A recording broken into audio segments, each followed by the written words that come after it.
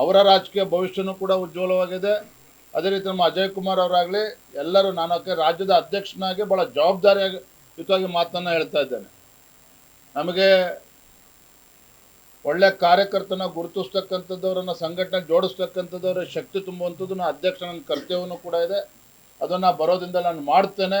ಯಾವುದೇ ಕಾರಣಕ್ಕೂ ನಮ್ಮೆಲ್ಲ ಕಾರ್ಯಕರ್ತರನ್ನು ತಮ್ಮ ಮುಖೇನ ವಿನಂತಿ ಮಾಡ್ತೇನೆ, ಈ ಸೋಲು ಇದರಿಂದ ಹತಾಶರಾಗ್ತಕ್ಕಂಥ ಅವಶ್ಯಕತೆ ಇಲ್ಲ.